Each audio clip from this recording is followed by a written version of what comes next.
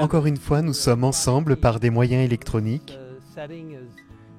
Ce cadre est un défi à bien des égards, car nous ne sommes pas face à face dans nos églises ou dans différents lieux, mais Dieu nous guide.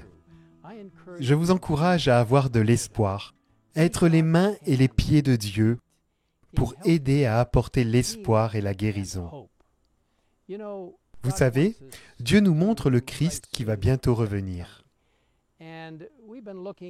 Et ces dernières semaines, nous avons examiné un certain nombre de textes, Matthieu 24 et avant cela, le 2e chapitre de Daniel, un chapitre extraordinaire que j'aime beaucoup. Jésus va bientôt revenir et c'est exactement ce que nous dit la prophétie. Maintenant, j'aimerais que nous examinions Daniel chapitre 7. Dans Daniel chapitre 7, nous trouvons des aspects surprenants qui sont très similaires à ceux de Daniel chapitre 2. Et ce sont des éléments fascinants si l'on considère qu'ils représentent différents royaumes. Comme nous n'avons pas beaucoup de temps pour approfondir ce sujet, nous ne l'examinerons que d'une manière assez succincte pour ensuite considérer quelque chose de très intéressant venant de la 4e bête ou de la 4e puissance. Et lorsque nous lisons le 3e verset, nous constatons que 4 bêtes énormes sont sorties de la mer, différentes les unes des autres. Puis, au 4e verset, il est dit un lion qui avait des ailes d'aigle. Et bien sûr, cela représente Babylone. Et cela ressemble beaucoup à Daniel chapitre 2, juste avec des animaux ou des liens différents, des symboles différents, disons. Et puis soudain, au verset 5, un ours se dressait sur un côté. Il avait 3 côtes dans la gueule, entre les dents, les Mèdes et les Perses. Et puis nous lisons qu'un léopard apparaît au verset 6. Après cela, j'ai vu une autre bête qui ressemblait à un léopard. Elle avait 4 ailes sur le dos, comme celle d'un oiseau. Cette bête avait 4 têtes et la domination lui a été donnée. Et cela représente bien sûr l'empire de la Grèce et la vitesse d'expansion et essentiellement les 4 généraux qui ont pris la relève après la mort d'Alexandre le Grand. Puis au verset 7, « Après cela, j'ai vu dans mes visions nocturnes une 4e bête redoutable, terrible et extraordinairement puissante. Elle avait de grandes dents en fer. Elle mangeait, brisait et piétinait ce qui restait. Elle était différente de toutes les bêtes précédentes et avait 10 cornes. » Cette bête représente l'Empire romain qui finit par se désintégrer en 10 royaumes. Et le verset 8 est fascinant. Regardons-le rapidement. Je regardais la corne et j'ai vu une autre petite corne sortir du milieu d'elle. 3 des premières cornes ont été arrachées devant elle. Sur cette corne, il y avait des yeux pareils à ceux d'un homme et une bouche qui parlait avec arrogance. Cette petite corne est un pouvoir politico-religieux